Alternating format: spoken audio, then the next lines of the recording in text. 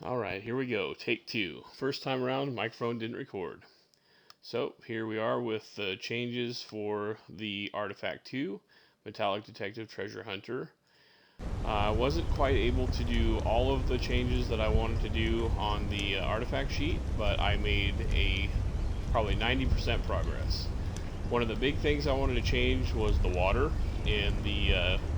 In the earlier version, I just had static water that was you could walk on it, basically. It was just a material. And now we have this nice dynamic water. You can go in. It has underwater effects. This is much better. This is what I wanted to do originally, but didn't have time to figure out how to do it. And now I did. And next thing is I want to figure out how to make the guy swim, which I didn't have time to do this week.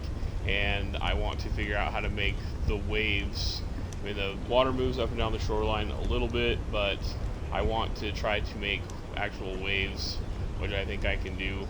Just going to take more time to do it. And then the other big thing I wanted to do was get rid of the lights with the destructible meshes, because I couldn't figure out how to dig up treasure before. So now all of those destructible meshes are gone, but I didn't have time to implement a sound detection system, so I'm still with the lights. So like you'll see the lights will light up, but we do have digging. I was able to figure out how to dig, which is cool.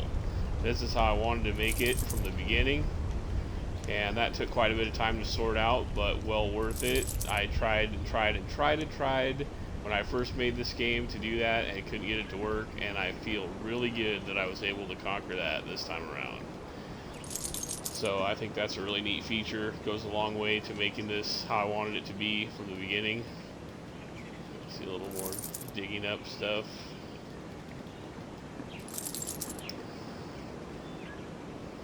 So 2 out of the 3 of the major changes that I proposed, and the sound one, I don't think it will take me as much time to do as the digging did, but I spent most of my time this week trying to make the digging work.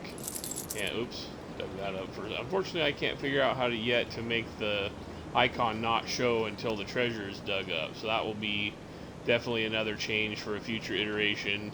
I want to make that icon not appear until the treasure is exposed. Would be a good change for the next round.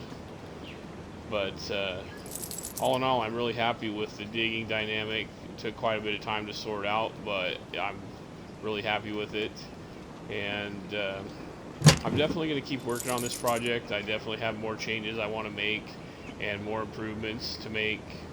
I spent a couple of days messing around with a voxel plugin, trying to do the terrain in voxel and be able to dig it that way, but it was really clunky, and I couldn't get the voxel would only generate a flat terrain, and I couldn't make it work with the water. And it just, I could probably sort it out if I had more time, but limited to a week to work on things, it's only so much you can do in a week. So with that, I'm pretty happy with the way this turned out, which I ended up exporting my island and then re-importing it as a static mesh, and then using the mesh with a render target and rendering a new material on top of the mesh, which is how we get this, which is pretty cool. Anyway, that's my changes for Artifact 2, and we'll be moving on to Artifact 3 tomorrow.